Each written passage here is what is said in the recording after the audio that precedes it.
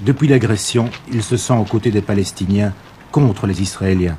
Je voudrais préciser avant tout pour l'opinion internationale que ces ruines sont essentiellement libanaises. Il ne s'agit pas d'un quartier palestinien ni d'un bunker militaire, mais de maisons civiles comme tout le monde peut le voir. Et ça enlève un peu l'idée qu'on se fait à l'extérieur qu'il ne s'agit que d'un conflit entre Palestiniens et Israéliens.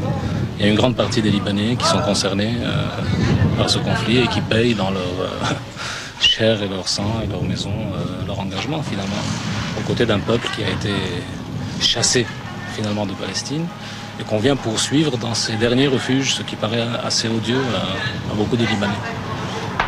Moi j'ai eu la chance en 68 d'entendre les représentants sionistes du MAPAM, qui est la gauche extrême du sionisme, déclarer à Paris que les Palestiniens c'était des Syriens déguisés qu'on avait mis dans les camps pour faire pleurer l'opinion mondiale.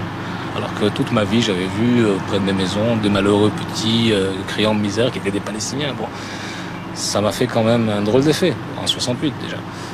Donc si on veut, le mensonge était tellement grand. C'est-à-dire que les Israéliens ont poussé si loin le mensonge, jusqu'à nier même l'existence de ces gens-là, que pour un juif qui reconnaît son passé de peuple opprimé, de peuple diasporisé, de peuple traîné un peu partout, il était impossible de ne pas se reconnaître dans ces gens-là.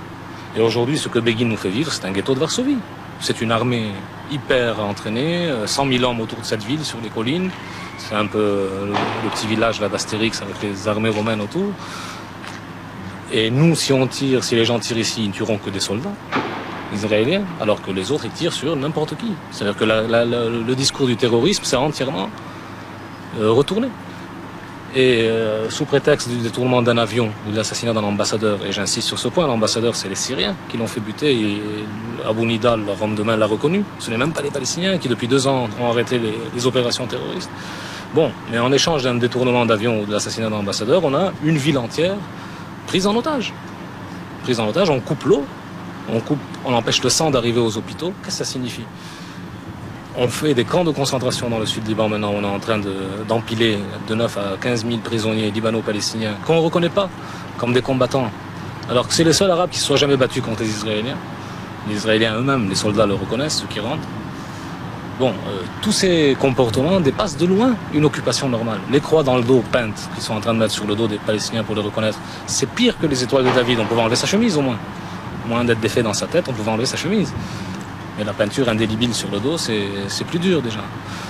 Les types qu'on enlève avec des filets en hélicoptère parce qu'on a peur qu'ils continuent à résister, bon, tout ça c'est trop, c'est odieux. C'est à un point tel que on dit la bête du monde, celle qui était qu'on a cru morte dans les bunkers de Berlin, elle est là. Elle est là. Et je ne sais pas si c'est l'histoire qui veut que le vampire, que la victime du vampire devienne vampire à son tour. Bon, mais c'est ce que nous vivons. Et en tant que juif, plus que personne d'autre, je ne peux accepter une chose pareille. Kreisky a dit c'est des fascistes, c'est de semi-fascistes au début, puis il a dit c'est réellement des fascistes, mais il est à Vienne. Moi d'ici de Beyrouth, je peux dire c'est pas des fascistes, c'est des nazis. C'est pas les gentils de Mussolini, c'est bien pire. C'est quoi votre métier? Moi je suis pour le moment industriel en fromage blanc, mais l'usine est en zone occupée maintenant, donc bon, on attend la suite.